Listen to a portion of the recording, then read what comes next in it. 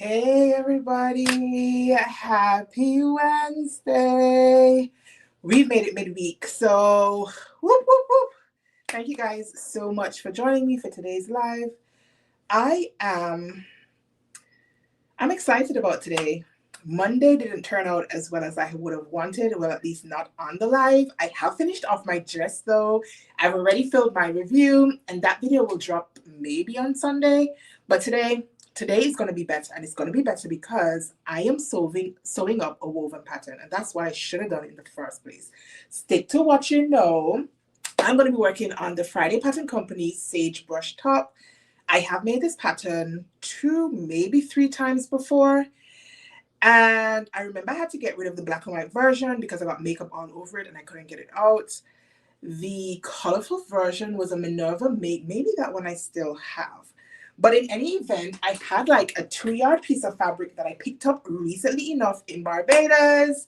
Hey, welcome on in. Happy Wednesday. And I thought, you know what? I could squeeze out this pattern out of that fabric. And I feel like we need to be normalizing using old patterns. Like, just because it's an old pattern doesn't mean we can't keep it fresh.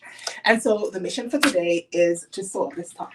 Now, this is the fabric that I'm going to be using. Isn't this beautiful? Come on, you guys. Come on, you guys. Come on, you guys. This is gorgeous.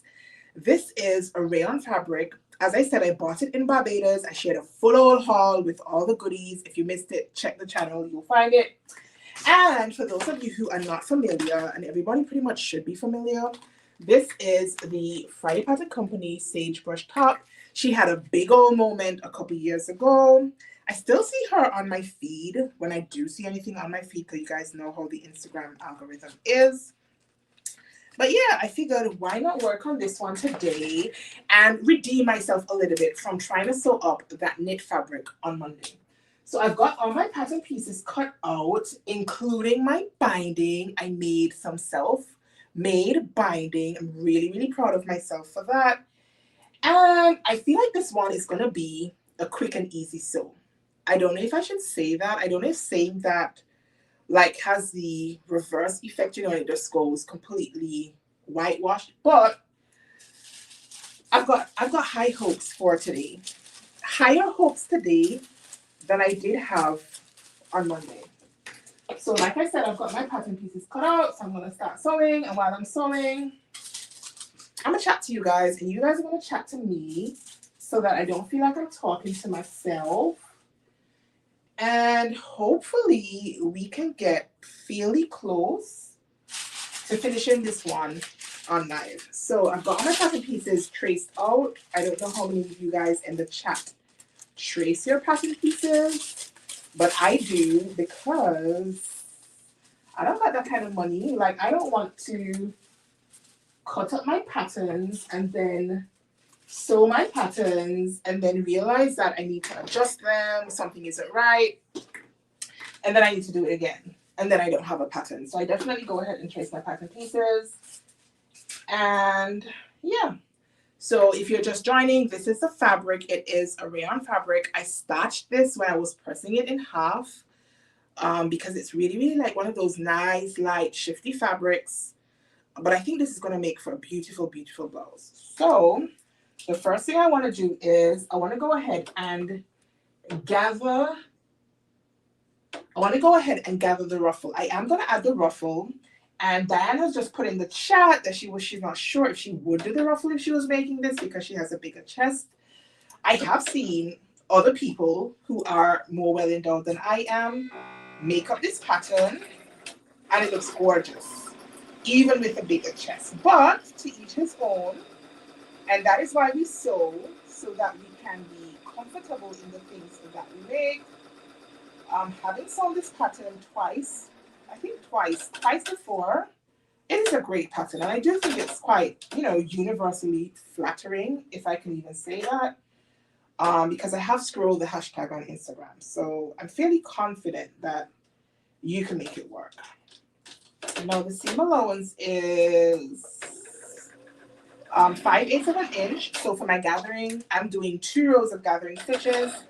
I'm doing one at 1/2 inch and the other one at 3/4 of an inch. because I feel like that gives me the best effect with my gathers. Like I know some people do like 3 lines of stitching. I'm a little bit too lazy for that, but I definitely do believe in at least having 2 rows of stitching because there is nothing like perfect gathering, I'm telling you. And luckily enough, this doesn't have that many pieces and the gathering is quite minimal. I think I would have liked to hack this one into a dress, but you already know that I didn't have enough fabric because I never buy enough fabric. I like to get like 3 yards, 3 yards when I don't know what I'm sewing. Sometimes I'm getting 2 yards now just because it is what's available. When I went to the Minerva Autumn Fest, that I want to talk to you guys about today, I ended up with a couple 1 meter and 2 meter cuts of fabric, some even a little bit less than that.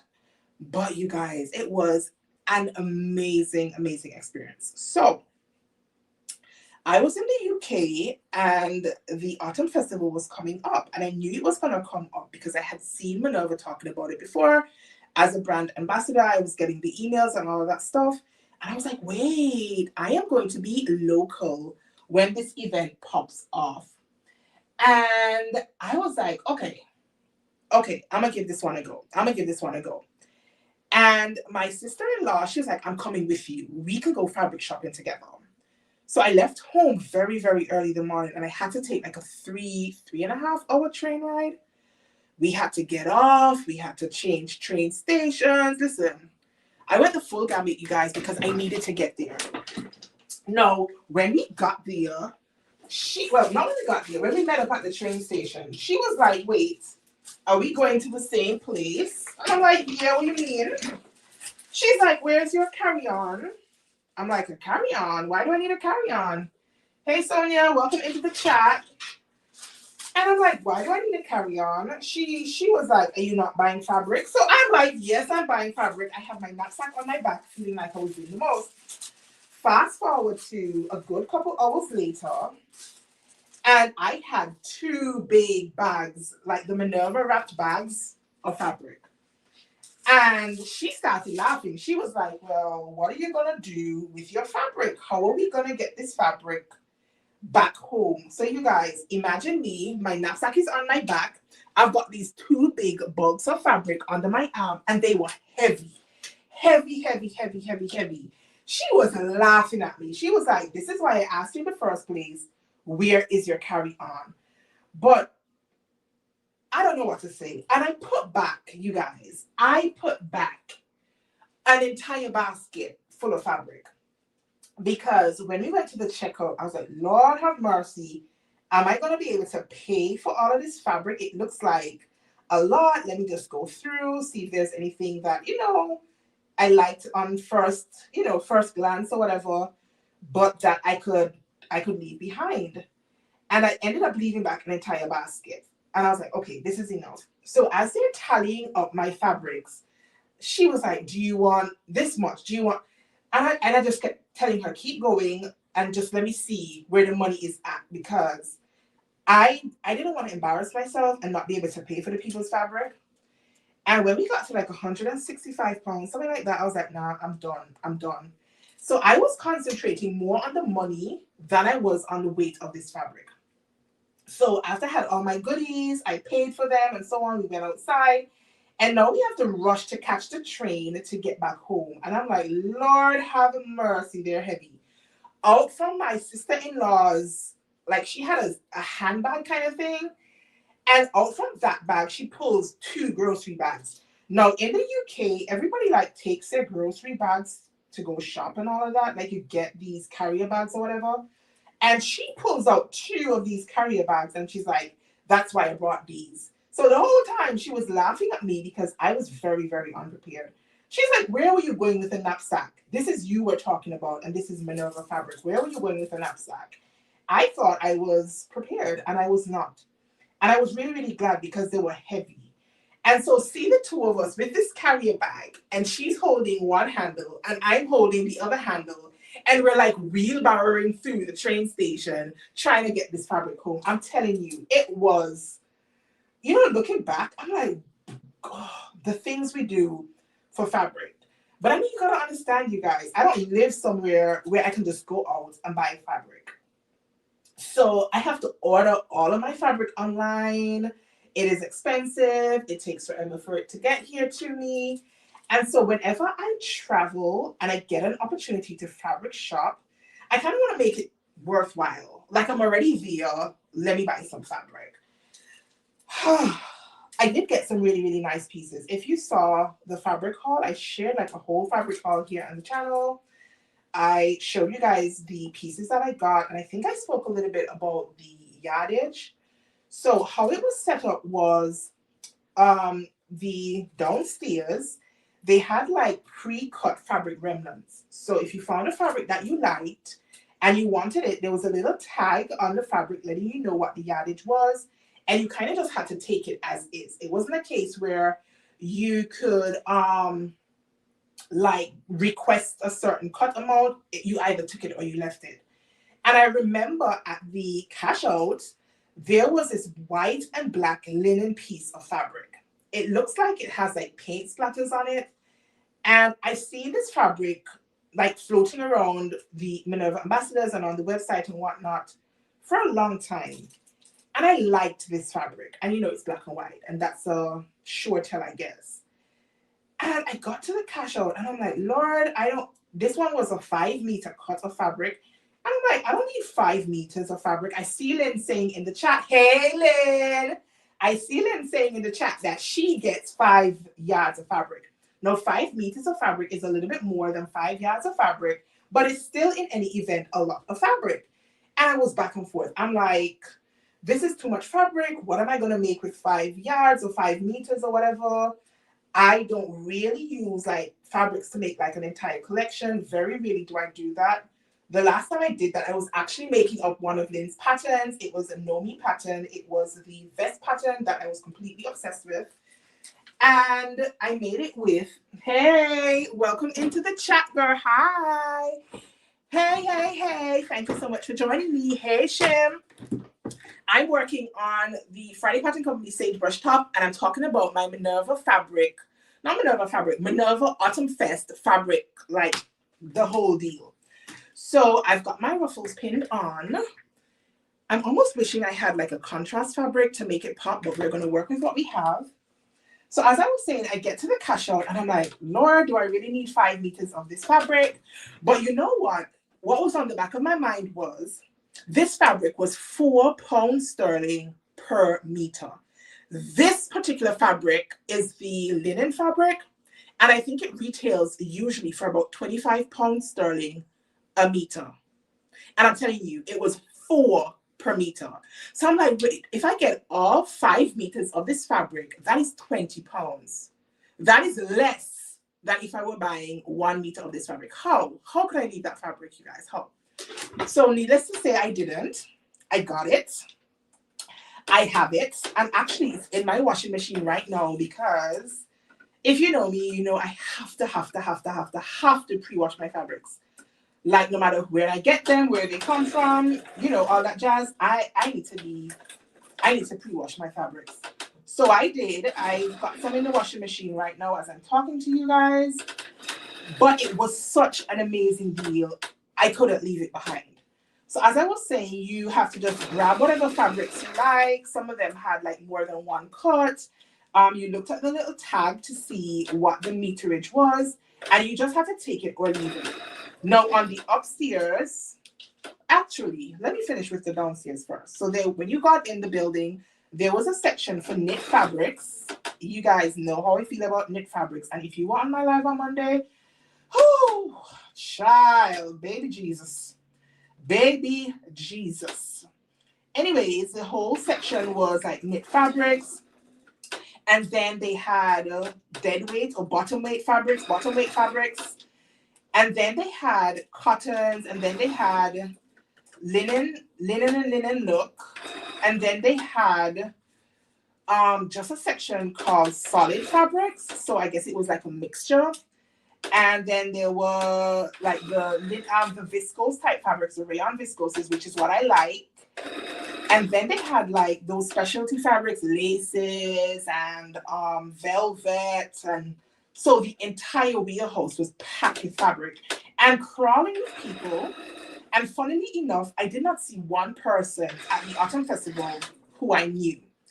And that got me thinking, and I'm going to share my thoughts in just a second, but let me tell you about upstairs. So upstairs, they had a section where you could get cuts that were less than a meter. Hey, Sabs! You could get cuts that were less than a meter. I didn't get any of those because I was like, that requires me to think of what I'm actually going to use them for, color blocking or whatnot, or, you know, patchwork or whatever. And that's not really my forte. And I'm like, I don't have the time to go through all of these like less than 1 meter cuts. I have a train to catch and I wanted to make sure I got some goodies. They also had like an open floor upstairs with some of their newer fabric releases, and those ones, you could get those ones cut to whatever meterage you wanted. I was like, why am I going to come up here and pay 25, 20, 18 quid a meter for fabric when it's downstairs for 4 meters? So needless to say, I did not buy any of the newer fabrics from upstairs, and I am not sorry, not even a little bit, because I really think I got some really nice fabrics. They also had like patterns upstairs. I saw, you know, the big 5 patterns. They had quite a few indie patterns as well. I was pleasantly surprised at just how many indie patterns they had upstairs. I saw a lot of like style art. I saw some Friday Pattern Company. I saw, what else did I see? Tessuti fabric. Like they had a lot of indie patterns upstairs as well. They were pricey, and I did not buy any patterns because I thought to myself, it's cheaper for me to get the patterns from the US because the exchange rate is pretty high for me for the pound sterling. It's almost 4 to 1 of my dollars, whereas the US dollar is pegged at 2.7169. So even though the patterns were, you know, readily available there, I was like, you know what, maybe I should get my patterns the way I always get my patterns. So I didn't grab any patterns. And then they also had like labels. I don't think I saw any buttons or anything like that, did I? They had threads, they had labels, and then they had this rack situation set up where you could, what do you call it? Feel all of their base cloths. So if you ever bought fabric from Minerva, they got this print on demand situation going on now. And you select whatever print you want, and then you select the base cloth that you want. So that is a thing. And I was able to like feel the base cloths, which is really important for me because, again, because of where I live and not having access to fabric stores, I don't get to pet fabric, you know, as often as I would like. And I think it's really important, like when you sew, to get familiar with different types of fabric. So I kind of stick to what I already know. From time to time, I might explore something different, but for the most part, I'm sticking to what I know. And so it was really nice to be able to feel the other fabrics and kind of put in my mind, okay, the next time I order a fabric from Minerva, I can try this one because I like how this base cloth feels. Wait a minute. What is wrong with my, do not tell me that I went ahead and put my gathering on my back. I don't tell me that. Please don't tell me that while I'm here talking to you guys, please don't tell me that's what I want to do. Is this my back? Like, why are my lives always this eventful? Like, what the hell? Oh my gosh. I cut my pattern pieces and they both have like a yoke situation. And I thought I was putting it the right place, but did I not? Or is there something wrong with my yoke? Because really and truly, this would not be alive with Kris then unless, no. So that's not wrong. That's very right. All right. You guys, I need to figure out what I have done. I had my pattern pieces traced off. That has completely thrown me right off what I was telling you. Like, what was I telling you? I'm talking about such a lovely experience, and I've got my pattern pieces with me, and my fault is I didn't pin them to my fabric. I cut them out using my pattern weights, and I didn't pin my fabric. And me don't want to believe that right, you know, me go and put this up on the wrong something. I don't want to believe that's what I did, because it is too early in this live to be unpicking. This is ridiculous. Ridiculous. Because we want to make every single time I want to go live, we have to embarrass myself. Lord Jesus, it's a fire. So guys, what happened was, it very much looks like this is, no, this is right. This is the back. Is that the back? Yeah, this is the back. Back bodice. So this is right. So I did not gather my back to my front. So then what did I do? Because this yoke piece here, why is my yoke not fitting? Like, what is going on? I am completely baffled. Like, me a walk and me a talk and me a sew. And then me a mash up the fabric. And I run them out. Let's see. Let me just do a quick check, because maybe something's wrong with my yoke piece. What was I telling you guys? What was I saying? Chat, what was I saying? What was I saying? Listen, I had to keep you guys entertained any which way. And it seems like my preferred way of entertainment is to completely fumble the ball on live every single time. Every single time. Guaranteed. Guaranteed. All right. So, part of the crisis has been averted because I can now confirm that this is my front bodice. And I have put my ruffles in the right place. So now I need to figure out what's going on with my front yoke piece. Because I cut one on the fold, I did. But why doesn't it fit? Oh, I wonder if are you supposed to gather it? All right. Let me humble myself. Pattern instructions. Right in front of me. But I think I know it all. And look at where we're at with that. That is not proving very well. No, but something has wrong with this here. Because there's no reason why. There's no reason. There is a reason. Oh, shit. So, you guys, what I was meant to do was, there's some notches on the front bodice. I put the notches in. Whew, I'm sweating. Whew, it's hot. Anybody have cool weather? Just sense on this side. So I was meant to pin my ruffles to the yoke piece. And then I was meant to gather the bodice piece in between the notches. Guess who didn't do the gathering in between the notches? That would be me.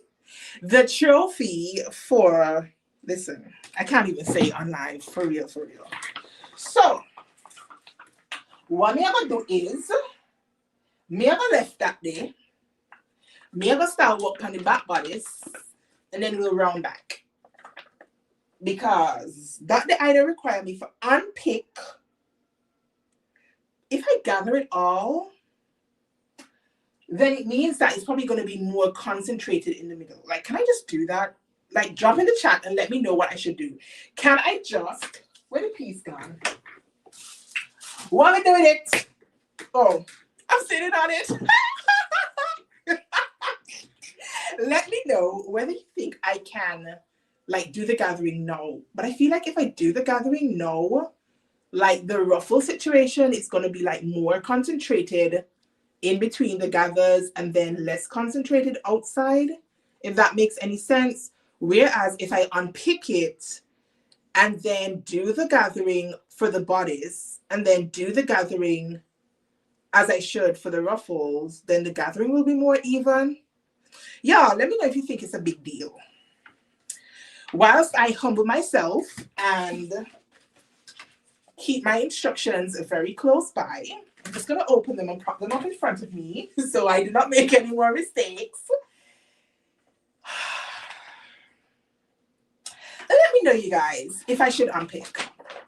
Like, is this even alive if Kris is not unpicking? So what I'm going to do, while you guys are trying to help me redeem myself, I am actually going to start working on my back pieces.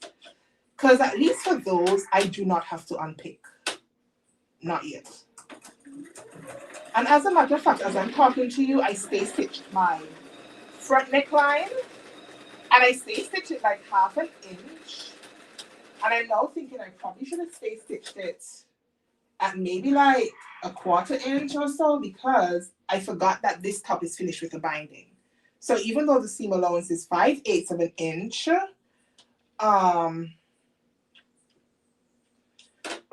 it's probably not going to be such a deep seam allowance at the neckline. Oh Lord, make it make sense. It should not be this difficult, Kristen. You come on live all the time and feel like you're a novice. I don't know why. Anyway, all right. Make the gathering equal. Anybody else wants to side with me and not make the gathering equal? Kind of just roll with the punches and do what I'm doing? I feel like it makes the best sense. I feel like I know it will make the best sense. I just don't want to have to unpick my gathering. I don't want to. Anyways, what was I telling you guys about now? I think I was talking about the patterns being upstairs and the fact that said patterns were much more expensive for me because of the exchange rate than when I buy my patterns in the US. I did not get any patterns at all from Minerva. There was one that I had my eyes on and I was back and forth. Is that tote bag pattern? That one is not available in PDF anyway. And so I thought to myself, oh, maybe I should just get this pattern.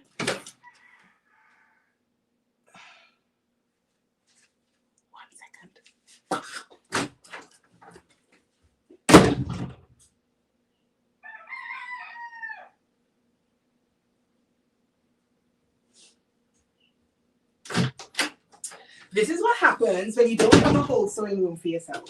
All my things are all over.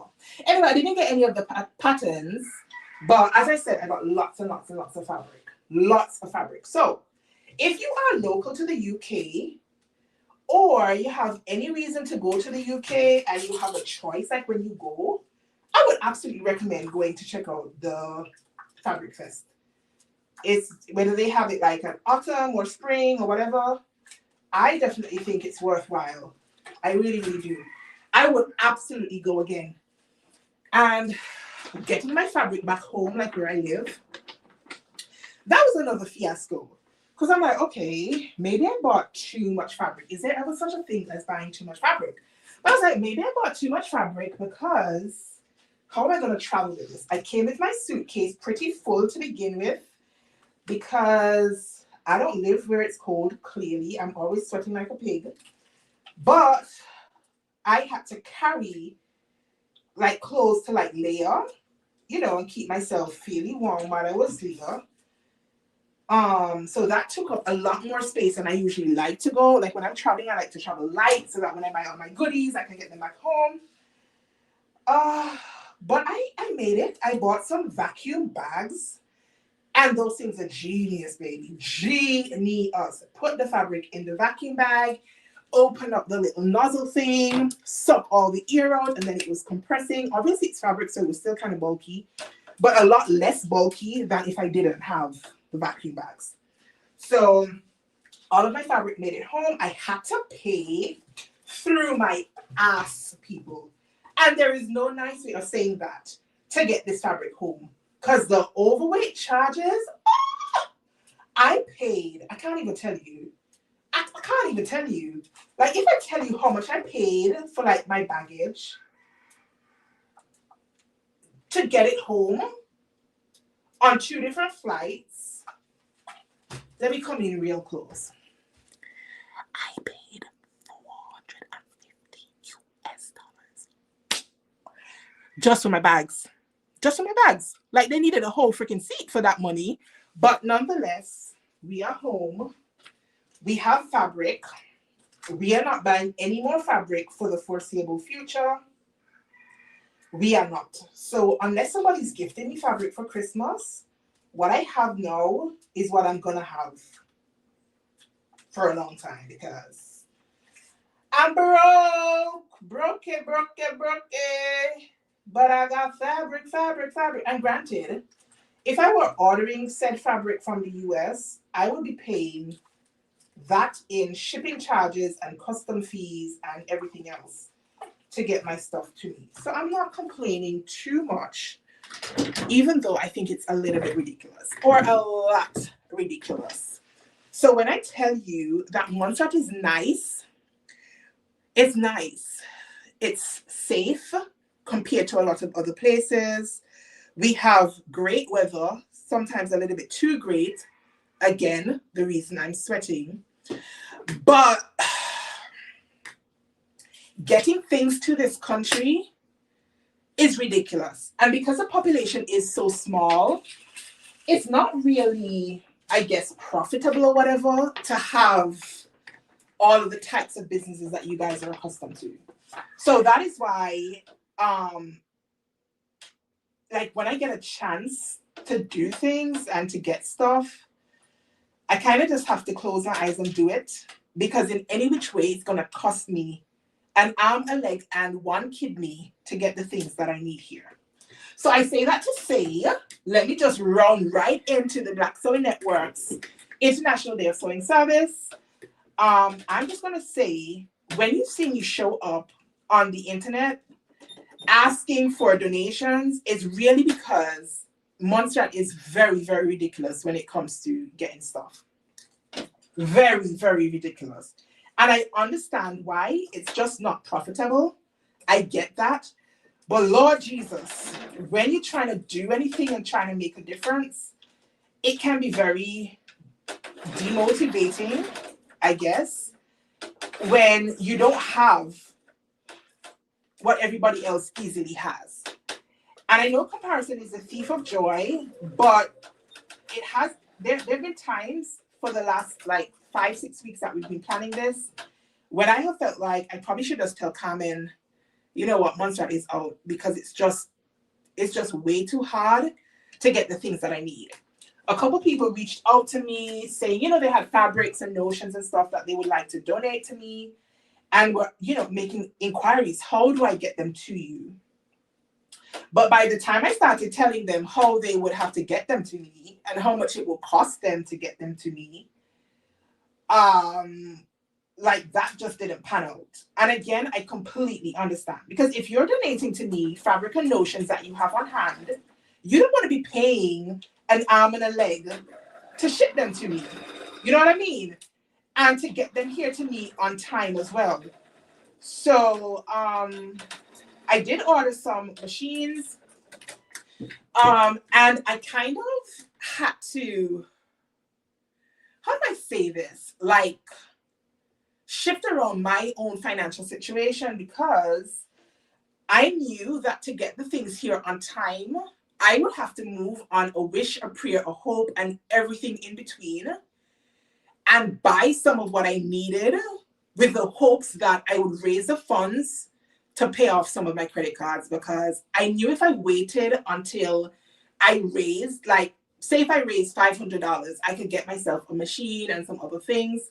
if I had to wait to each time I got to a different tier in order to order, hey guy, welcome on into the chat, girl. Eat your lunch and enjoy the chat. I knew that I wouldn't be able to pull this off. There would be no way, because there just would be no way to get the things here to me on island in hand in time for next week's Saturday. So I did have to, I prayed about it, and I was like, Lord,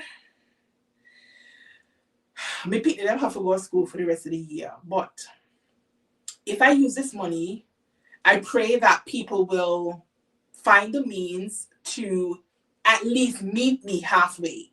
That if I didn't even raise everything I wanted to raise, and I knew I would have to put in my own personal funds, obviously I can't be asking people to donate to a cause and feel like I don't need to put my coin in. Of course I need to put my coin in, because this is an investment for me as well. But I'm just saying, like, I had to be moving like this. And when it's just you, like, you don't have an army of people. I don't have an army of people. And I have been planning, I have been doing the posting, the asking, the showing up. I feel like I've been trying my best to show up. And it's been uncomfortable. It has been uncomfortable because it's not really my thing to ask people for money. I don't like it, but and I don't think everybody's cut out for it. Carmen was talking about it in her stories yesterday, you know, how she and Terrence have this shit down packed. They understand the need to keep showing up and to keep what do you call it? Reminding folks that this is going on and to keep donating. And at the back of my mind, I'm like, oh my gosh, the people who I'm talking to have probably already heard this, have probably already seen it. People are probably getting fed up with me. She's like, girl, you just gotta keep pushing, you gotta keep pushing, you gotta keep pushing. So I'm really thankful to her, to be very honest with you, because she has been like one of my biggest motivators. She has been on me like white on rice. And I had a moment of vulnerability last night because I was running the numbers that I have so far. And I was comparing my international donations, because I have been asking locally as well. I have, you know, I sent letters to every business place I could have thought of on the island. You know what I mean? And I was posting it in my WhatsApp. I was telling my friends, you know, asking people to donate to the cause, telling people like sewing is important. And I had a moment where I felt like my physical community, like where I live, the people who are going to benefit from this are the kids who live here in this island. And I just feel like, I don't know if it's that I'm not doing a good enough job of encouraging people, or I don't know, like getting people to understand how important sewing is, such that they will feel moved to invest in the movement. I don't know if it's that I've just not done a good job, or I don't know, but I just feel like I haven't gotten the support locally that I would have liked to get. And it has been majorly people like you guys who I have never met. Most of you I have never met in person. It is just relationships that we have been forging over a screen. And it has been these people, you people, who are supporting me and encouraging me and donating to me and being that push that I need. And last night I had a breakdown. I was like, oh my God, how is it that the people who know me in person, who see me, who know what I'm capable of doing, who meet me in the streets all the time telling me they like my clothes, will I sew for people, how is it that those people haven't shown up for me, but then an entire community of people who I would know you in passing if I saw you because I see you on Instagram. But aside from that, how is it that I have more fruitful and meaningful relationships and connections over a goddamn screen? I was really laying into it last night. I cannot even lie to you. I had a moment. And I really, really just have to keep telling you guys, thank you, thank you, thank you. Even if you don't have the coin to donate to the cause, the fact that you keep showing up for me in my lives and watching me make a complete mess of what I'm sewing, the fact that you have been sharing my posts, you know what? It just means so much to me. I feel like there should be brandy and not water but it's just, it completely blows my mind. That's what it does to me, because logically, like my logical sense is just like, how is this even possible? How is this even possible? And when I started on Instagram, I had no idea that this was even possible. I didn't know I could make real friends over Instagram. You know, you feel like it's social media, you show up, you show off, you like something on them, you get 2 likes and you're satisfied. But no, you guys, that is not it at all. What I have found is I have made real connections. And I'm not saying the internet is all good, because we know it's not. And social media is not all good either, because, you know, it can be overwhelming sometimes when everybody's life looks perfect on screen. But I am so thankful to God for connecting me with people through this app who have my back. And I don't need them to tell me they have my back. I can see it. I can feel it in the way you guys interact with me, the way you pop into my DMs, the way you show up on my lives, and you watch my videos, and all of it. It's just incredible. And like, sewing is such a big part of my life now. It really is. It really is. And I want other people to experience just how amazing this hobby is. And I'm like, you ask me in the streets, can you make me a dress? I'm like, no, I'm not making you nothing, because it's expensive, it's time consuming. And I don't think you guys fully understand the value of handmade items just yet. And I guess because sewing is not a thing on the island. So if you don't sew, you don't understand all of the hard work that goes into making a garment. You just figure, oh, you can just go home, close your eyes and sew it up, you know, wave your magic wand like this and it'll be done. And it's not. And so when Carmen was like, okay, everybody come up with a project, what would you like to do? My first instinct was, I want to teach. I feel like I'm a decent teacher, I think, having gone through lots of like tutorials and stuff on YouTube, and people leave me that kind of comment under some of my YouTube videos like, oh, you explained that so well, oh, I've watched so many videos about whatever it is I'm talking about, and your explanation just hit home. And every time I get a comment like that, my heart sings, you guys. And so I was like, ooh, maybe these young girls would be a great place to start, because they're a lot more impressionable and a lot more open, I think, to growing with this art. And I feel like everybody needs to sew. You know what I mean? Like, everybody just needs to sew. Like, this is a skill worth preserving. And I feel like we need to be doing more as a community overall to get more people into sewing. Because aside from making all the pretty clothes that look nice and fit us better than the store-bought things, we know, if you're in this life, then you know that sewing has healing properties. I'm telling you, when my mama died, I was a shit show. It was hard. Losing somebody is not easy. I had never lost somebody that close to me before. You know, people who have died before, whatever. But when my mom died, I thought I was dying.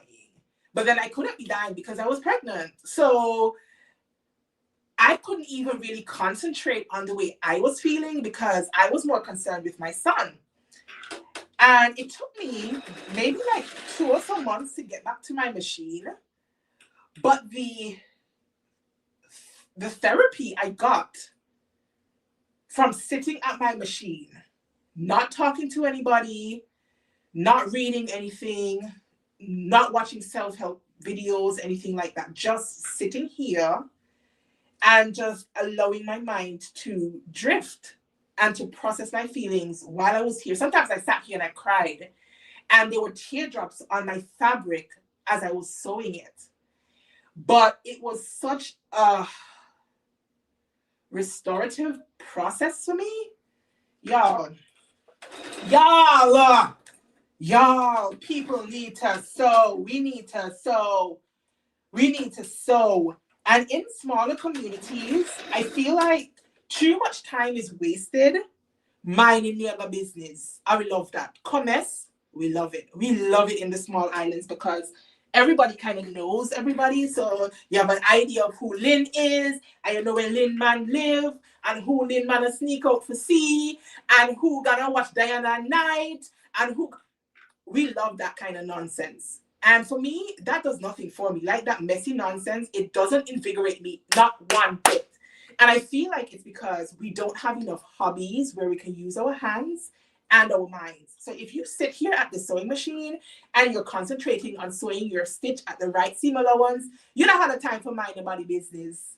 So occasionally when I hear talk on the street, I'm like, what? When did that happen? They're like, oh girl, that was in 6 months ago. But we know you're removed from it all. I'm like, I don't have time for that. I don't have time for that. So everybody need to learn to sew.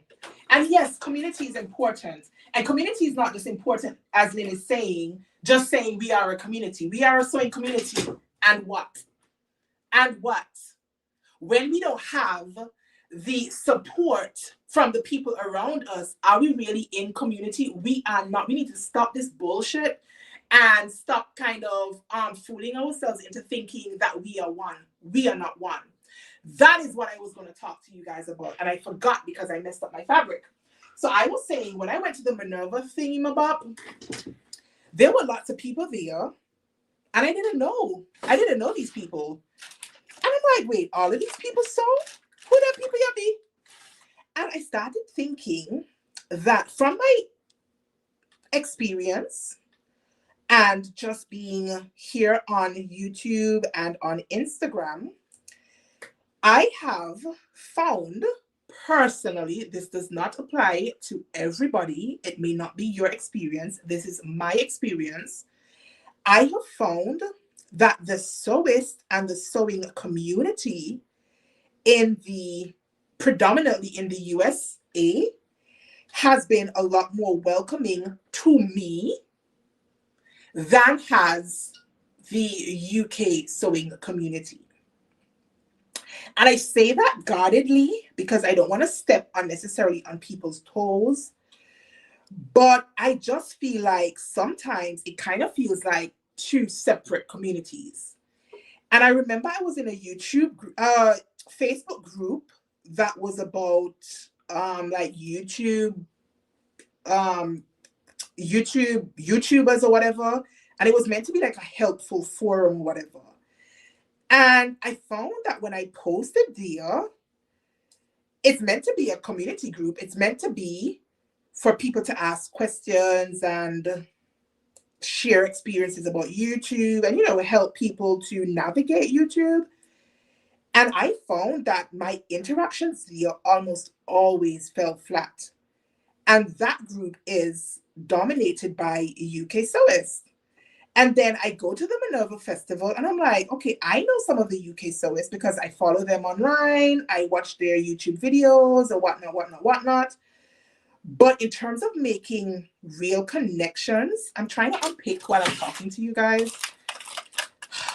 And I don't want to put a hole in my fabric. But I was saying that I have just found that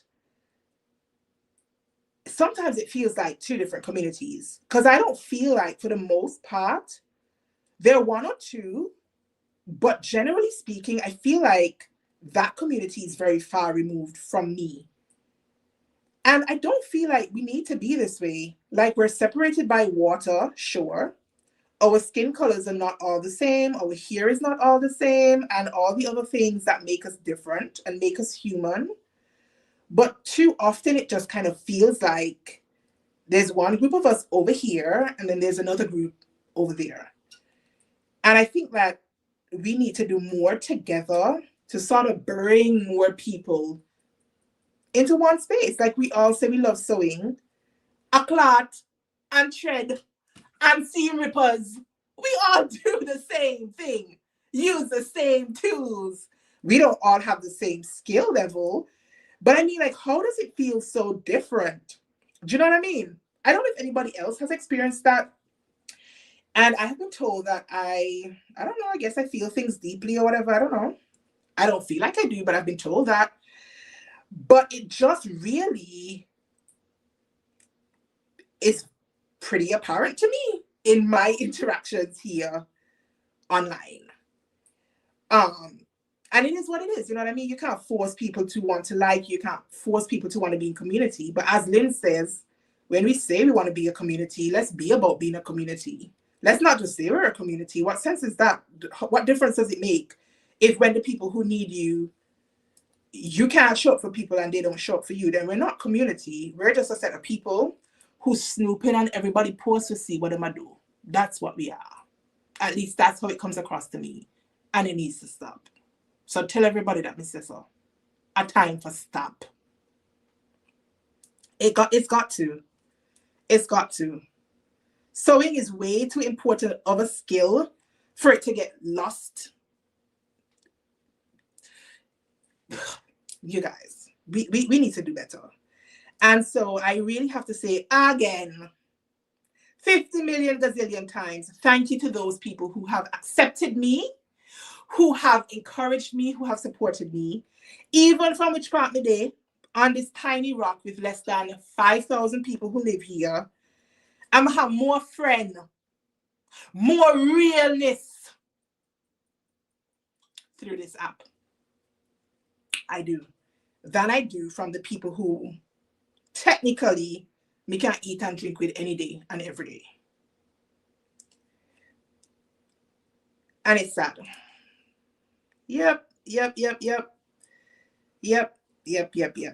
So, talking about community, let's switch to something a little bit more positive now. Now that I've gone and given you guys a rant. Carmen is going live tonight as she does every Wednesday. And my girl Lynn has graciously stepped up and she's got a new pattern. It's a cardigan pattern. So those of you who have sweater weather and all that jazz, it will be a great cardigan to add to your pattern stashes. And bear in mind that Lynn is very, very vocal and very, very passionate about inclusivity and adaptive sewing. So everybody doesn't have the same abilities, like physical abilities, the things that you are capable of doing. And she has identified this niche and this need in our community. And she keeps producing some hella amazing patterns that are adaptive. But they're not just adaptive because there's nothing physically wrong with me. I had to think about that for a minute because do I really want to say that? Because sometimes I feel like I'm an alien. But I'm just saying that even though I guess I'm not her target audience, her patterns work beautifully. As I told you, I was completely obsessed with her vest pattern. And I have her bomber pattern. I have the kids bomber pattern. And she has a new cardigan. And she has graciously agreed that every single sale from that cardigan during Carmen's live tonight, which is at 8 p.m.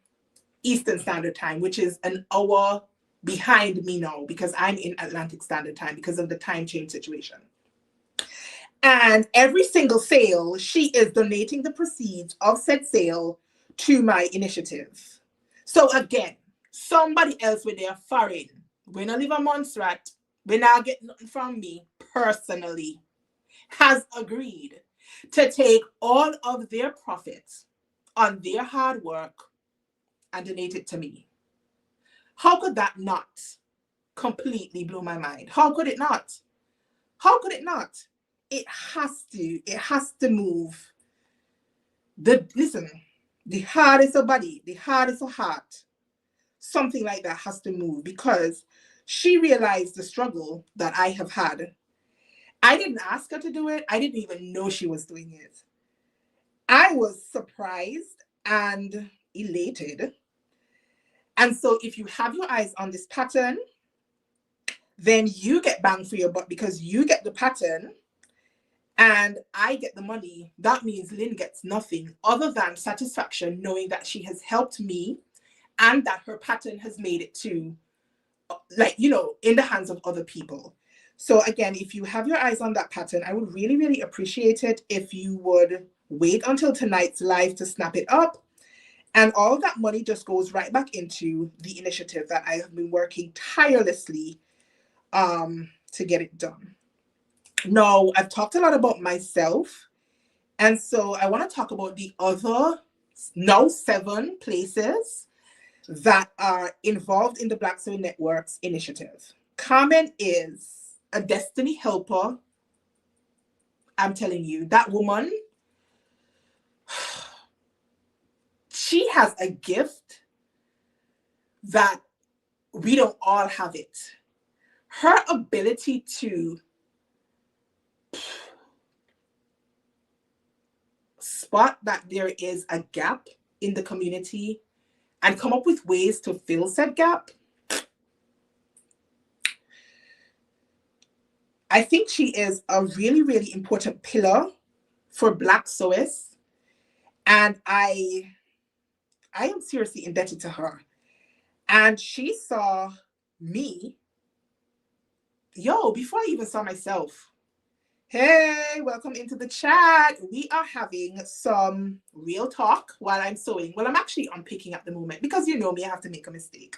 I should be working on the Friday Pattern Company Sagebrush top, but I'm unpicking. And I'm talking about Carmen because this woman needs her flowers while she is alive, while she is smiling. She does the work. She does the work. And having put in so much effort over the last couple of weeks into the sewing initiative, I now have a better understanding and appreciation for the business side of things. Like I've hosted the pattern hackathon and I know what it's like to put in that kind of work. But like the promotional aspect, the way she can go hard at it, she's something special, I think. And she clearly sees something in me. And so when she's like, oh, I've got this idea, I want to do this thing, and I want you to participate. All of the other people participating are from the States, but I want you to participate. And I'm like, but I'm the outsider. Literally, we have 6 different states participating and one body outside, and that was me. And she's like, yeah, I think you can do it. And at that time, I had been, struggling a little bit with what my purpose is in life. I feel like I do a job that doesn't bring me any fulfillment, but that is a story for a completely different day. Yay! We have unpicked it without a hole. This fragile fabric. Anyways, she was like, yeah, I think you can do this. And I'm like, but it's just me, Carmen. Like everybody else can put together a team. Everybody else, can show up at a spot, bring your sewing machine under your arm with your 2 pieces of fabric and your thread and make something happen. I'm like, how am I going to do that? Like, how am I, when I just me? And when he was, talking about the cause and what it is I could do and da-da-da-da-da-da-da-da. And as I said, we settled on the young girls who are brownies. And I chose the brownies because my daughter is a brownie. Rochester, me almost go and gather the side seam.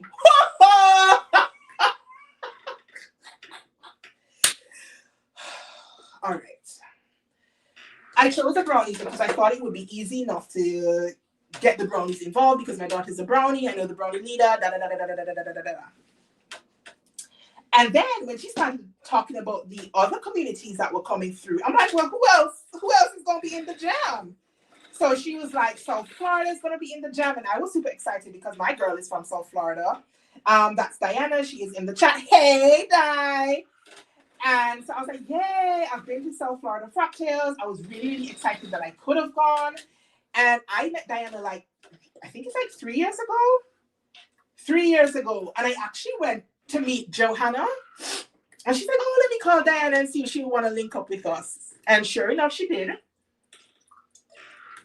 And since that day, you guys, every single day from that day, me and Diana have spoken every day.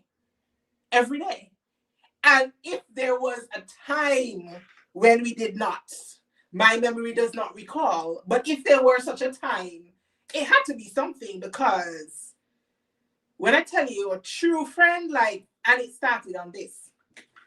So Diana's also going to be participating with Johanna as part of like the South Florida Frocktails initiative. And they're going to be doing the Pashi project, which is what Carmen is going to be doing from Pennsylvania. Is it Pennsylvania? Yeah, Pennsylvania. So she's going to be doing that. She and Joe are doing that as well. And I think there is, which other place? That drop in the chat if you know. I can't remember off the top of my head, but there's another city who is piggybacking, as it were, on that project and doing the Pashi projects as well. Now, Carmen is also raising funds for her own project. And the fact that she can put her own project on hold to put my project in the spotlight for beg people for money, I mean, that says a lot, does it not? So the Pashi project is really to end period poverty. When you are accustomed to having everything conveniently, and a lot of people in the metropolitan areas are, and it's not your fault, convenience is the name of the game. And you are accustomed to getting everything quickly and readily available. It's not the same for all of us. As I said, getting things to me is very difficult. And so I can understand and appreciate how difficult it is for girls in Africa or wherever else the Pashi project is contributing to, find it difficult to get like period products and so on. And so the Pashi project that Pennsylvania is going to be doing, and South Florida, and I can't remember, Texas, is it Texas? All right, Texas, who's doing the Pashi project as well. It's going to make a difference for a lot of people. And if you could get your pad them and your liners and your, what do you call those other things that you insert, whatever, if you could get those things easily, you probably think like, how people don't have pad, like, you know what I mean? But there are people who don't. And so this initiative is really, really important to be able to end period poverty. Can you imagine? I can't imagine, even for myself as a Caribbean girl, having like not having access to those kind of things. Like, we know how disgusting it gets down there at that time of the month, you know what I mean? And so I feel like this is really, really important as well. So, you know, if you drop some coins over there as well, it will be really, really appreciated. It's going to go a long way. It's going to help a lot of girls. And then somebody is doing I thought Texas was doing Project So. Is that Project So like Dress a Girl? Carmen does have all of the initiatives over on events.blacksoilnetwork.com. I can't remember everything off the top of my head. As I said, it's been a lot going on, but I do want you to support the other initiatives as well. The ladies have been working really, really hard everywhere. And I've seen that is it Raleigh? Is that how it's pronounced? Raleigh? North Carolina, South Carolina, one of the Carolinas. Please forgive me that I'm chewing up the name of your state, you guys. But they are also now on board as well. So they have made city number 8 who will be participating. And I feel like this needs to be a yearly thing because I feel like this has potential to pack a major, major, major, major, major punch. That we're not just sewing for ourselves, even though most of it is for ourselves. This is a chance for us to show the world what we have, show the world what we have, and how this skill is important, how it is beneficial, how it brings people together, how it can help people. It's really, really important. So please go ahead and make sure you check out all of the events. If you're local to any of the places who are participating, we've got Atlanta participating. Is Shim in the chat still? Right, Shim is doing Dolls for Hope. Shim, what is Dolls for Hope? Are you guys making actual soft dolls? Can you tell us a little bit more about that in the chat? I think that one is a very unique one. So you could share a little bit more about that in the chat and entail. But if you're local to any of these places, South Florida, Atlanta, Raleigh, Texas, Baltimore, Philadelphia, well, and that just leaves me, then buy your tickets and go on out and support the different initiatives. It will be a chance, if nothing else, for you to gather with like-minded people doing like-minded things, which is sewing. And all you have to do is you already have your sewing machines on hand. You just need to buy a ticket and show up to the spot. And just enjoy company from people who sew. And also, you know, take pleasure in knowing that what you're doing is for a really, really good cause. Really, really good cause. And I know from experience that it takes a while for things to catch on. And too many people, I mean, I am guilty of doing it sometimes as well. And Chicago souls. Yes, thank you so much, Di. But too many people, too many of us, we want to kind of watch from the sidelines, see what happens. Sometimes we are secretly hating and hoping it doesn't pan out for whatever, you know, reason we might have before we want to get on board. You know what I mean? Like we want to test the waters first. Oh, let me see, you know, let me see what they're doing first. And then next year, maybe I'll get involved. You know, it takes the brave ones of us, to jump on board an initiative right off the bat. Like, yo, this sounds great. Let's do it. It might not be perfect the first time around, but it is a start and it is going to pack some impact. And I keep trying to tell myself that locally. I'm like, all right, y'all don't see the mission. Y'all don't see the vision. Y'all are not encouraging. Y'all are not supporting the cause. That's all right. But you sit and you watch. And when it blows up, and then you realize how important it is and how much drive it has and how much impact it packs and how so many people around the world now know where Montserrat is because of me and sewing. I'm like, y'all just wait and see. Y'all just wait and see. So if you are local to any of these other places, Florida, Atlanta, Chicago, Raleigh, Baltimore, Philadelphia, Texas, buy a ticket. Buy a ticket and show up at the event and spend time with like-minded people doing like-minded things. You know what I mean? It is, isn't it? It's only when you are in that situation where you don't have access to things that you start kind of understanding, yo, I thought that this was common. Like I could just get everything I want when I want it. But it's not. Let me see what the chat is saying. So yes, Shim says, Dolls of Hope, which is going to be in Atlanta. Shim says, we are making dolls and teddies and they are sent internationally to children in need. Anybody ever had a comfort toy? Like a comfort clutch, like you have it or your kids have it and they drag it all over the place and they don't care how dirty it is. They won't put it down. Does anybody have anything like that? If you do, then you will understand how important Shim's initiative is, because when you are in other places and the world doesn't feel quite right and things are popping off in all kind of strange ways, sometimes you need some comfort. And the comfort that you can get surely from having, you know, a soft toy and knowing that people sat down and made it specially to send to you and for you, I feel like that is a great initiative. So shout out to Atlanta for Dolls of Hope. If you're local to Atlanta, go and check out Dolls of Hope. Go and check it out. Don't be a sideliner. Don't be a secret hater. Don't be, you know, second guessing the mission. Let us all get in on the, you know, Power Rangers used to do this thing. Power Rangers, hoorah! You know, this community thing. All of them would come together. They're like, oh, Power Rangers, and they do this funny thing. This is what we need to be doing. We need to be Power Rangers and we need to be each other's support. We need to. So show up, you guys. Show up.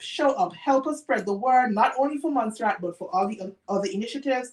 When you see it popping up on your feed and your stories, don't get sick of us. Don't roll your eyes and think, oh, them again. No, help the cause, help the mission. At the end of the day, we are raising awareness collectively around sewing. Now, there was some talk about live streaming the International Day of Service. We do have a catch-up meeting, I hope, sometime soon, just to see where everybody is. I'm hoping that we're still going to be live streaming from all of the locations at once. Because I think it would be great for people to see what's happening in each city simultaneously and while it's happening, if that makes sense. I know that was the initial flex. That is what Carmen wanted to do. So I'm really hoping that we're still going to do it that way. If not, I am definitely going to be live streaming mine for several reasons. Because I got so much international support I need my international community to see where their money go. You know what I mean? Like, we can't ask people for money and then like disappear under the radar and they have no idea, you know, where their money went. I want them to see it at work. I want them to meet the girls. I've already told the girls, listen, this is going to be live streamed. So make sure you come and I had parents consent, you know, when I did the sign up forms, that my event was definitely going to be live streamed. I'm hoping, as I said, that all of them, that we all will be like on YouTube at the same time through StreamYard or whatever.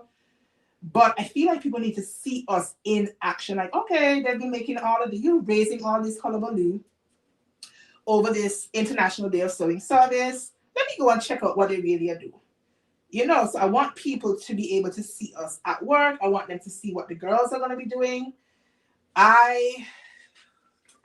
With a healthy dose of patience from the Most High, I'm going to be teaching them how to use a machine, basic stitches, and then we're going to make pillowcases, because pillowcases are like straight seams. 1, 2, 3, hem the top. I thought it would be something manageable, and it also means that we will have a physical project to then donate to a local care home.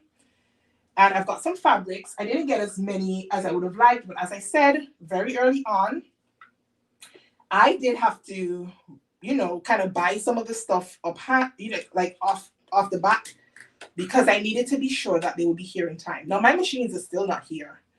They're coming. They're coming. They're coming. And I am hopeful that I will have them,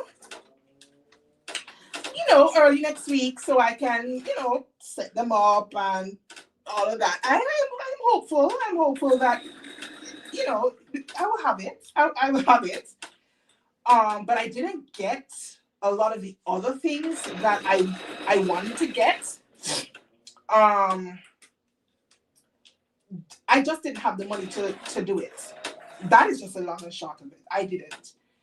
And I had already, you know, booked my holiday before this initiative came up. You know what? Talking about that, you know, somebody tell me locally that they weren't gonna donate because them not donate for me to take their money and go on holiday. You guys, can you see how treacherous that shit is? I had my holiday booked well in advance because my friend was getting married. My best friend was getting married. And she already, you know, put me on notice a long time that this was happening. I already had to start making arrangements. And going to the UK is no easy feat from where I am. But that just goes to show like the mindset of some people. It really does. And I have made sure that I have recorded everything.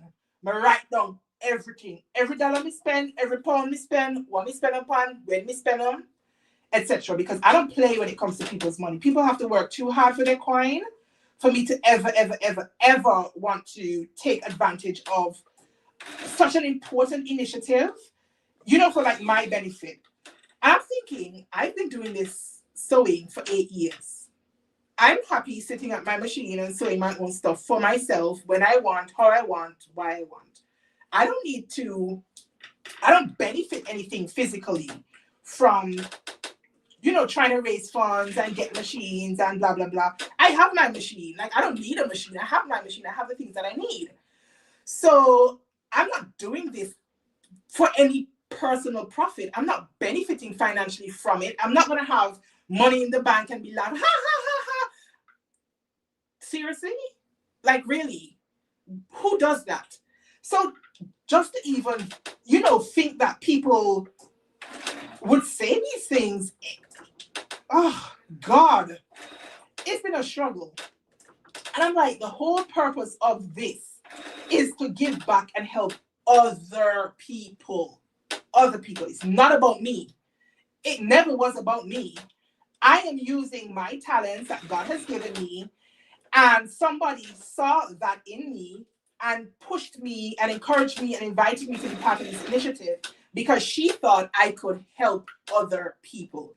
And that is just what it is. Help. See how I can help these girls. How can I help these girls? And I thought, you know, after the initiative is over, I would like to teach classes, and I really want to concentrate on the girls. And you know, I gonna believe that people are gonna ask me, oh, you only teach children how to say you're not teach adults how to say too. Like, bye, Felicia. Seriously? These are the same people who are not donating to the cause. But then they're the same people who keep asking me why are only children may teach for so. Like, and then obviously for the future classes, I was like, okay, if I do future classes, I'm gonna need to charge like a nominal fee. Why do I have to charge a nominal fee? You see the thread in my spool, yeah? You see the stitch that me do just now? That's it. The thread done with. If I have to unpick it, it has to go in the bin. It's in pieces. I can't reuse the thread. So some of the resources, once you use them up, that's it. If I use a piece of fabric and I screw it up, or I have scraps, they end up in my bin. I can't use them again unless I'm going to do something like an upcycle or whatever. But generally speaking, you use the resources, they're done. You use your marking tools, they're done. So I'm like, okay, if I'm even going to teach classes going forward, I am going to have to charge a fee, a nominal fee, nothing that will pay me for my time, my effort, my energy, nothing like that. I'm not going to make millions off of it. I just need a little bit more so that I can keep providing classes and keep giving back. And I'm really, really hoping that the girls are very, very enthusiastic and that they want to keep sewing. That is the mission. I want them to be like, oh my gosh, Auntie Kris or Mrs. Hilton or whatever it is that they call me. When you're going to do this again, I really, really, really, really, really want to sew. That is what I want. That is what I want. And if I get that, no amount of money in the world, no amount of money in the world will be able to compare to that. That is what I'm after. That is what I need. I need other people to experience this joy. When them done and them look on what they make, oh my gosh, mommy, look what they make. That kind of way. Oh, and think, oh my goodness, can I do this? Can I keep doing this? Can I get better at doing this? Can I practice doing this? That is what I know. That's what I want. Because I've been around forever. I don't know when my time is going to be up. You don't know when your time is going to be up. Do we want to watch this craft go down the drain because generationally we're not passing it on? Like, both of my grandmothers were seamstresses. Both of them. Did I learn to sew from my grandmothers? No. No, I didn't. By the time I even started showing interest in sewing, one of them was dead. And the other one is just not capable anymore of, like, you know, threading machine, sitting at your machine and and I'm like, how come you didn't insist? How come you didn't teach me? How come, you know, why is this not being passed down? You know what I mean? And then we have kids and like, oh, we don't want to teach them. They're getting in the way of our sewing time. You know, when my daughter started bugging me at first, I'm like, this is mine. This is for me. Go away. Go play with your dolly them or something. Like, I just want to sew quietly. Go away. This is mommy's time. And, you know, she would insist from time to time. And then she'd, oh, you never want to teach me. And she would walk away. Or I would do a quick project with her and think, okay, that would satisfy her for a while. No, go away. And she has just kept coming back, you know, little by little. Mommy, can you please teach me how to sew something? Can we please do something together? What do you want to do? Well, I thought that I wanted to sew, but I know you're not going to let me sit at your machine. And I'm like, okay, well, it's not going to be easy. It's quite challenging. But if you're serious, let's start slow. And so we have. And we had made a stuffed pillow before. And she had some dollies that she was making, like dolly clothes for and so on. And then we were making the apron recently, the Helen's Closet Sam apron. You might have seen that reel over on Instagram. And my girl, let me write out. I was like, watch me on the phone. All right, Puppet, what are you making? She's talking about what she's making. And then I'm like, okay, what was your favorite part of sewing? She thought for a minute and then she said, the ironing.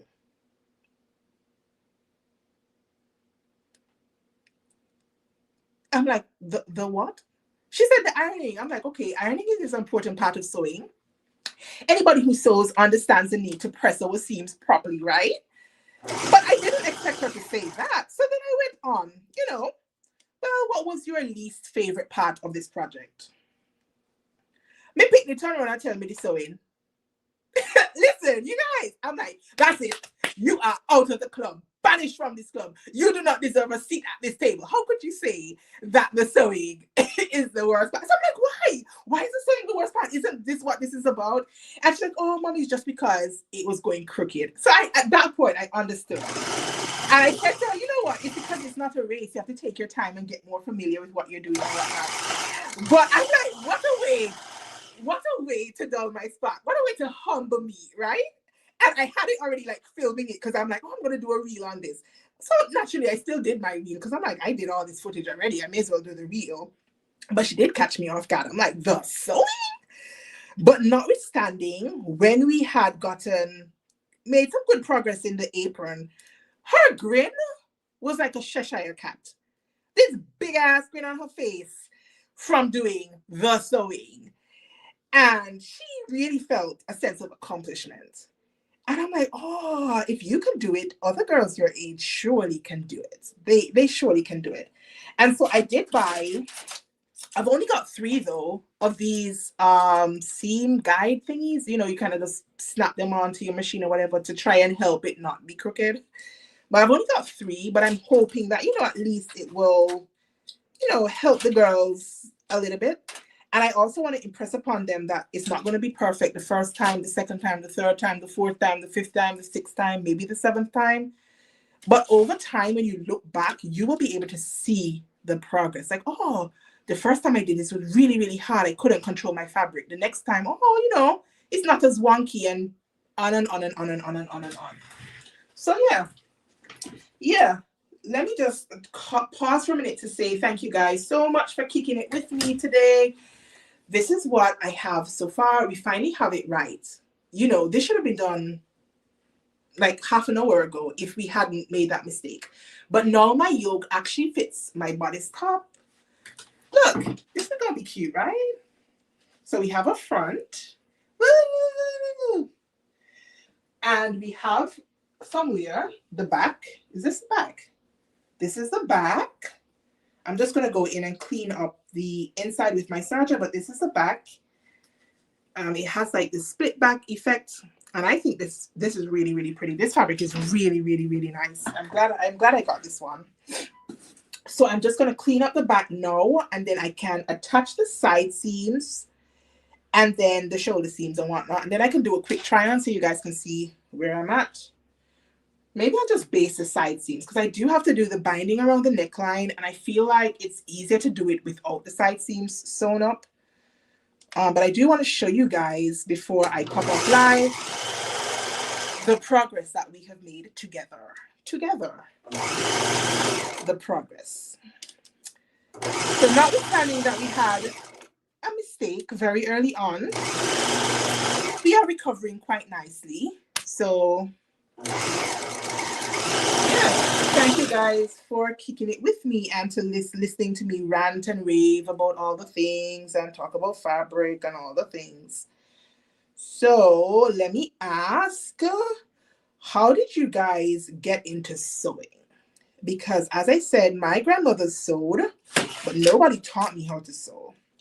I did this sewing at school, in secondary school. I don't know if you guys call it middle school or maybe junior high. Not quite sure, but I did it for the 2 years at school, and I hated it. I'm like, what is this? It was boring. There was nothing exciting about it. I was glad that I was able to drop it. As you go, in the years, you can drop it. And I recently found out that they don't even have that anymore at school. They don't even have clothing and textiles at school anymore. That is how bad sewing is just not a thing here. They removed it from the curriculum and all of that business. And it's a shame. I'm like, oh my gosh, when I was at school, I hated it. But at least if it's there, people get an appreciation or something of what sewing is like. But it's not even in our schools anymore. Does anybody else live someplace where sewing is a subject or offered in any way at school? Like here we don't have that anymore. But then I was like, this doesn't interest me. And then in 2018, after I had my daughter, you know, you're a first time mom and it's overwhelming and you realize that you don't have no time for yourself, not even to go to the bathroom. And I really wanted something to do that would challenge me and would give me a creative outlet because I've always been a creative person. I used to make bowls, I did makeup, I've got a degree or certificate or whatever in advanced makeup artistry and all of that. I've always been very good with my hands. I mean, I could cook. So she was like, "Oh, you should try sewing." I'm like, "Sewing are for old people." How stupid and ignorant I was. She's like, "I think you'll be good at it." And I thought about it for like 2.5 seconds and I came home and I ordered a sewing machine, just like that. And when I told my husband, he said, "You did what?" And I said, "I bought a sewing machine." He's like, "Why?" I said, "I'm going to teach myself how to sew." He's like, "You're going to do what?" He started laughing because he's like, "Oh, let's see how long this lasts. This is probably just a phase. You'll do it for 2 minutes and then you'll be over it, just like everything else." Then my brother came home, and the day I had gotten the machine at this point, and this was like a good 6, 7, maybe 8 weeks after ordering it, and it was at my front door. I had just brought it in from the car. And he came in and he's like, "What is that?" I was like, "A sewing machine." He's like, "For who?" I said, "For me." He said, "Well, you don't know how to sew." I said, "I know." He said, "Well, why you have a sewing machine?" I said, "I'm going to teach myself." He said, "You're going to do what?" "I'm going to teach myself." He then looks at my husband. My husband then looks at him. The two of them burst out laughing. And I'm like, wait, am I the center of this joke? He's like, "Oh, we'll see how long that lasts." So my husband said, "Exactly." So I'm like, wait. You have no faith in me? Neither of you have any faith in me that I can do this? He's like, "We'll see." Joke's on them. It's been almost 8 years and I'm still sitting here sewing my own clothes. And so as I started doing it, my husband was like, "You know what? You're pretty good. You're pretty good at this. You know, your clothes are very professional. You know, when I go and I do, oh, babe, how this look?" And you twirl around in the mirror, blah, blah, blah. Yeah. So that's how I learned to sew. I taught myself. My friend did show me how to thread her machine. And I think we did like a quick sewing session. Like she was showing me basically, you know, how the machine works. But in terms of like in-depth like sewing and like having classes or anything like that, I didn't have any of that. I didn't have her or anybody else, you know, kind of mentoring me like what to do, what not to do. And very early on, I realized that fitting was an important part of the journey. And I felt at that time that a lot of people weren't really talking about fitting. I saw a lot of people on Instagram and on YouTube sewing, but not a lot of people were actually talking about how the clothes are meant to fit. And I was like, well, I'm spending all of this money to get fabric and the other things I need. And I sew something and it looks terrible on me. I mean, I sewed it according to the pattern, but it didn't fit my body. And so I went on starting to explore, well, let me try and learn a little bit more about it. And so I would make a muslin of every single thing. And I would have all my balance lines marked on it and da da da da da da da da da. I would go watch a YouTube video. Why is it crumpling here? Why is it doing this? Why is it doing that? And over time, I feel like I have a decent wealth of knowledge now about fitting. Don't get me wrong, I'm not an expert. I don't always get it right. But I feel like my clothes fit me a hell of a lot better than anything before. So if you are into sewing and you have not really been into like the fitting game, I would definitely encourage you guys to explore it a little bit more. If you haven't really thought about it much before and you thought, you know, this is pretty good on me, you sew it up and you feel really accomplished. Imagine how much better it could look if you spent just a little bit of extra time doing some fitting adjustments. And I mean, if you're not ready to get into all of like the more difficult fitting adjustments, you know, like the full bust adjustments, even though I don't think it's that difficult, and there are tutorials all over my channel with this thing. Consider doing things like moving the waistline marking so that it fits at your natural waistline. You will be surprised at how our torsos can be so different.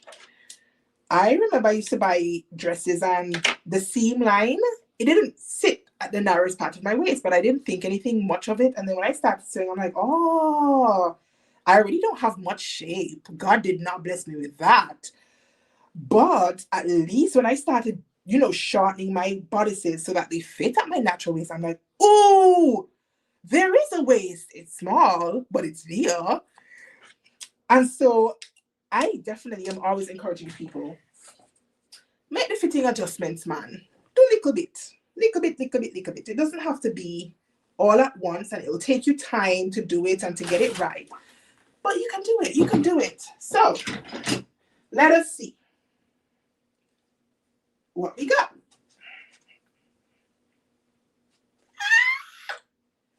Tell me, is this not going to be cute? Look at the little ruffle. Ah! This is going to be nice. And the fabric is so like floaty and drapey. It's not going to stick out like a tent. By the time I have the side seams actually sewn up and I hem it, I can wear this over jeans. I can wear this like tucked into like a box pleated skirt to give me a little bit more shape on the bottom. She's gonna be cute. She is gonna be cute. Instead of sewing the side seams, which is what I said I was gonna do, I actually think I should consult my instructions really, really quickly just to see what it says about the binding. I feel like I know what I'm doing with the binding, but I don't want to embarrass myself for the second or third time on live. So let us see. We are going to right sides together, match up with the raw edges of your neckline. Da da da da da. So around the neckline, good thing I read it. 1/2 inch from the edge, not 5/8 of an inch as the rest of the pattern, but 1/2 an inch. So yeah, if you are just coming in, we're working on the Sagebrush top. I know, I guess the light maybe is messing with it. This is a Friday Pattern Company pattern. It is an older pattern. This one came out maybe 3-4 years ago, if I'm not mistaken. It doesn't have a circa date on it, but it came out a while ago. And when it did come out, it had a moment where lots and lots and lots of people were sewing up this pattern. But as with all things, the new become old and we start gravitating towards the newer things and not sewing up the older things. So I haven't made it for maybe 3 or 4 years. It is an older pattern, definitely. This is my binding. I was a good girl and cut out the self-binding. And this is what I'm going to be applying to my neckline instead of store-bought binding, because this is going to fit much nicer. So I'm going to go ahead and start applying the binding to the neckline. You guys, I'm hot. I'm always sweating. It's just too hot. And when I put my fan on, you guys can't hear me. So I didn't put it on. But yeah. So I'm going to fold the binding in half so I can find the center front. And then I'm going to pin it on. This is what I was talking about, the stay stitching that I did at my neckline. I shouldn't have done it so deep. I think I did it like at 1/2 inch. But that is before I recognized that I would be sewing up my binding using 1/2 inch. So I really should have done like a 3/8 of an inch or 1/4 inch for my binding, my stay stitching. But it is what it is at this point. It means I'm gonna have to unpick, but I'm not gonna do that until I'm done because this fabric is so delicate and I really, really don't want a hole in my fabric. I really, really don't.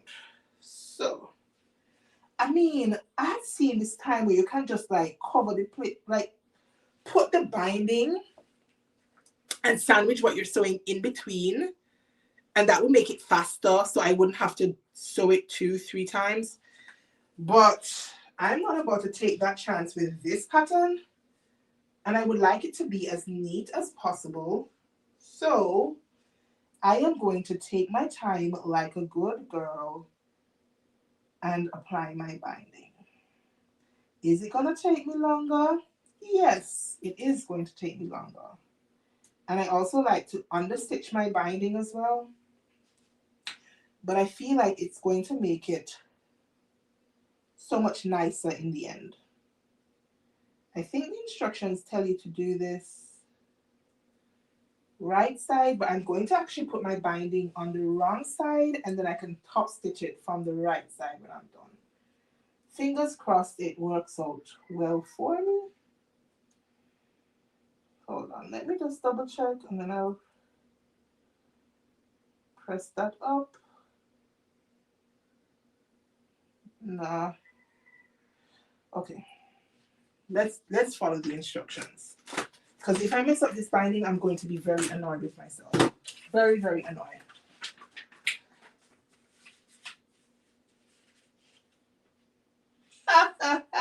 We live and we learn. So your bag turned out. So all your seams were exposed. I mean, I guess that could be a thing. You can have like an exposed seam bag. Although, I guess that's not what was the intention. But isn't it amazing how much we learn by doing it? And we do it, we do it, we do it, we do it, we do it. And one day we are amazing at it. And like, oh, I'm amazing at sewing. Yay! All right, so I'm going to pin it on. I'll probably start doing the bias binding. I'm probably not going to make it all the way to the end. I'm looking at the time. I want to be off by just before 3 o'clock. My daughter gets off school at 3 o'clock. So I definitely want to be done and dusted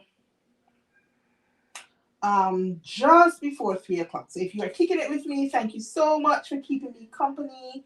We will be on for just about another 15-20 minutes or so, and then you guys can go along and enjoy the rest of your day, and I can start preparing myself and my mind for my kids coming in from school. If you have kids, then you know exactly what I'm talking about. You know exactly what I'm talking about. They come home and everybody wants to tell me who did what to them at school, whether they have, well, whether she has homework and what she did at after school class or whatever. I get an earful every time she comes home from school. So I definitely want to be offline before she bursts to the door and then you guys are sitting there like, what? What is going on? Girl, Shem, stop playing. Your work is amazing. You have such an eye for like elevated pieces. Ugh, you're not basic at all. No way. No way. I love seeing you pop up on my feed. I'm like, ooh, look what she's made. Look at that. I saw you post the other day about the maxi quilt and I burst out laughing. I'm like, you see, girl, you got eyes on you. You do. So how come all of a sudden the maxi quilt is a thing? I mean, I guess it could be. I mean, other people have the same or similar ideas to us sometimes, I suppose. Maybe it's just a big coincidence. But anyway, that quilt that you made was dope. Dope, dope, dope, dope, dope. I was telling the people on Monday, I don't think you were still in the live. I was telling them, oh, you guys need to go and check out Shamir's work. She's amazing. She's here on YouTube. She's over on Instagram. So I'm going to say it again. Y'all go check out Shim. She's in the chat. You can see her handle pop up, Shim So Creative. I think she's dope. So if my opinion warrants anything, then go check her out. Go check her out. You will not be disappointed. Not in the least. So I'm just going to remove my extension table to do the neckline. I probably don't have to, but I don't want to risk stretching out my neckline at all. I really, really don't. I need this binding to be done very well. This is not really a step that you should rush. This is a step that takes a little bit more precision. So let us hope that Kristen is paying enough attention. Do I have the right seam allowance? I think I do. I want this done properly.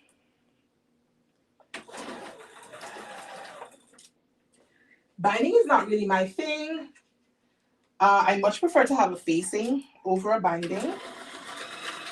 But today, I am being a good girl and I cut out the binding. I was like, oh, you know what?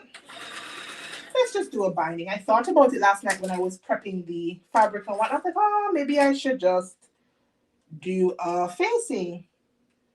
And then as I was cutting out the fabric, I'm like, you know what? This is a really, really nice fabric. It's really, really soft. It's really, really floaty. But it's also not, it's shifty, but it's not unbearably so. Did I join Shim and Carol's jacket project? I did not. I have been watching Shim and Auntie Carol with this jacket project, but I did not join the jacket project. Mainly because they were starting the project and I didn't have what I needed. And Auntie Carol was, I remember watching the first live they had. I think it was just before Sunday service that week. And Auntie Carol was very specific that like the interfacing and all of that, and they would be pad stitching and all of that. And I don't have that kind of supply in my stash because I've done jackets before, but I've done like those quick, how do you call them? Not the tailored ones. What do you, quick tailored something? I know the Closet Core Jessica calls it something like I don't remember, but the point is I didn't have all the things that I would need in order to fully participate. And Auntie Carol was like, you don't want to skip corners with this jacket. This is gonna be one of those lifelong pieces. And I just thought, nah. By the time I get my stuff, it will be over, and then I wouldn't have the benefit of having other people do it at the same time, that I could learn from them and do it at the same time. And I just thought, you know what, I will just look from the sidelines. So I have been watching a lot of the lives. When I was away, I did miss out on lots of lives because I didn't quite understand fully about this TV license thing in the UK. You have to have a TV license to watch live TV. So my cousin was like, oh, she has like Netflix and whatnot. Don't watch anything live because she doesn't have the TV license or whatever, and she could get a fine or whatever. So I Googled it, and what Google was telling me was something like, if it's something that shows live on YouTube at the same time it's showing live on telly, maybe like a sports game or something like that, then you need to have a TV license. But I didn't get from that the impression that you would need a TV license if you were just watching like other creatives go live. But notwithstanding, I didn't want to take the chance, you know what I mean? I wasn't at home, I didn't want to get anybody in trouble, you know, I didn't want to have any misunderstandings. So I thought to myself, you know what? Maybe it's best not to even be in the live. I don't know, so I didn't. And even last week Sunday, when the entire group was going live about the BSM what do you call it? International Day of Sewing Service, everybody else was going live, and then you meant to come in and talk about your project. And I was like, girl, Carmen, I don't know if I can come on live. Anyway, I was like, you know what? I'm going to switch to my data and pop on just so I can say hi to folks and give them a quick rundown about what it is. But I wouldn't stay very long because it would be on my data. Obviously, it's running my data. But I really was just like, boy, I don't know. So I say all that to say I have missed out on quite a couple of the lives. Hey, thank you so much for joining. Yeah, so for that reason, I missed out on some of the lives while I was away. So, but I'm usually on Sunday service, and I like to join in on a couple of lives during the week. I'm usually on Tuesday with Aisha. She has a good live on Tuesday night. Then I like to check out Shim. Then, of course, Carmen is on Wednesday nights. And then Tajiri is on a Thursday. And if anybody else is like on during the week and I happen to come across it and I'm home or I have free time or whatever, I will pop in. But those are the ones that I make, I guess, a valiant effort, I guess, to be present. Because I really do enjoy the company and, you know, see what my people are doing. Give my people some support the same way that they give me some support. So if you have never checked out any of those other lives, I would definitely recommend that you do, you know, pop in and see what's up. See if it's your crowd, if you feel comfortable, and so on and so forth. But I'm pretty sure that you will. Yeah. Okay, so I've got some of my bindings sewn on right here, and I did use the 1/2 inch seam allowance, so I guess I have to press it now. Actually, I probably have to trim it first, and then I have to press it I probably am going to understitch it as well. No, I'm not going to understitch it because this is not a binding that rolls all the way to the inside. This is one that is going to show some of the binding. Okay, so I'm not going to do that. So I have that on. I have to trim it, and then I'm going to press it and pin it and stitch it again. Sabs, thanks for that. Girl, I wasn't sure, girl. I was like, man, what do you mean live? I'm like, it's another YouTuber. She's like, oh, well, and I'm just like, you know what? I'm just not even gonna, because as I said, I wasn't at home and I didn't want to risk putting anybody, in a spot or anything like that. So I didn't. But I'm home now, so I can catch up with everything else. I can watch all the lives, I can watch all the replays, blah, blah, blah, blah, blah, blah, blah. But I think I'm actually gonna stop here right now because I'm looking at the time once again. And I need to take my time and grade my neckline and my binding. I don't want to cut them both at the same length, even though I guess I could. I want to grade it because I really want to have a nice laying neckline on this blouse. So I'm going to do that offline, and then I'm going to finish off the binding, and maybe a little bit later after the kids have come home and updated me and all that jazz, I will get a chance to finish off the side seams. I'm probably not going to get around to the sleeves today, and we'll see what happens, for the rest of the week. But if you want to see how this one turns out, make sure you are subscribed here to the channel, that you are on my Instagram. I'll probably share it in stories, but, the rest of the working of it. And when it's done, I'll definitely come, I think, here on the channel and share about it, because I don't think I've shared a Sagebrush top review here on the channel. And as I said, we are normalizing sewing things that are oldies but goodies. So yeah, thank you guys so much for kicking it with me today for today's live. It was a great live, I think, notwithstanding the mishap in the beginning. It was nice talking to you guys and just like sharing my own thoughts on what's happening in the sewing community with you. My involvement in the BSN International Day of Sewing Service, and a little bit about, local stuff and how I would just fast in this country. But thank you guys so much for taking time out of your day to join me, whether you were here the entire live, whether you came in at any point. Every second counts. And if you took 1 second out of your day, 2 minutes, 5 minutes, 2 hours to chill with me, you guys know I'm grateful. I love having that kind of sense of community, even though I have to rely on it over a screen. It's better than nothing, right? As a reminder, if you are local to South Florida, Atlanta, Raleigh, Dallas, Baltimore, Pennsylvania, am I missing somebody? That's it. Did I say Atlanta? Atlanta. Then make sure you go and check out events.blacksewingnetwork.com. See what's happening in your area, buy a ticket, and go ahead and help support the mission. The overall mission is to give back to our communities through sewing and to really just show the world what we can do as sewers and how much of a movement we have and how much of an impact we can make. If you have any coin that has fallen in your sofa and you want to donate to my cause, I think I left the Ko-fi link under the description box of this live. If not, you can find it over on my Instagram, in my bio, in my stories, in comment stories, on my other videos in the description box. Please, please, please consider donating to the cause. It doesn't have to be a lot of money.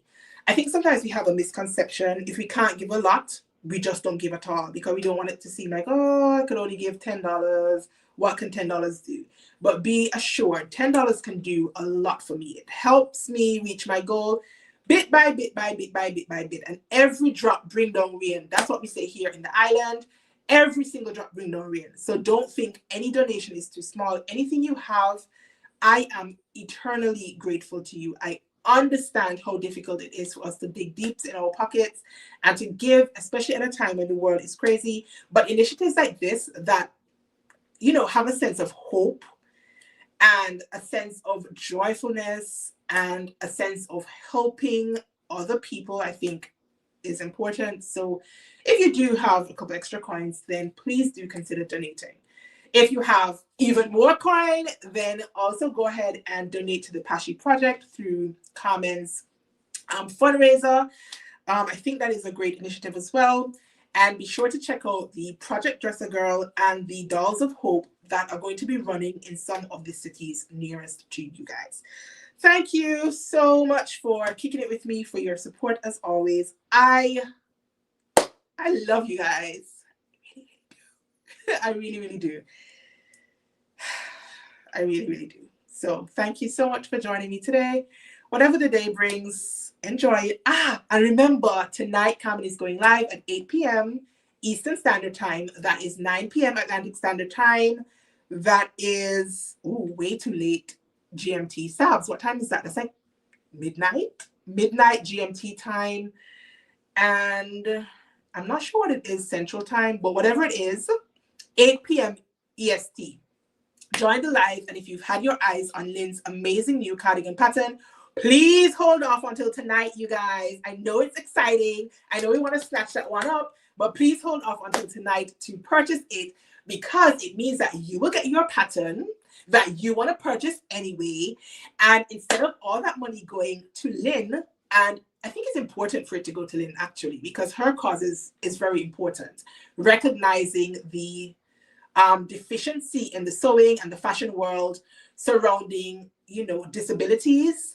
I really think that Lynn's movement is important, and I think that she's a very vocal member of our community, but I also think we need to help push it a little bit more as well.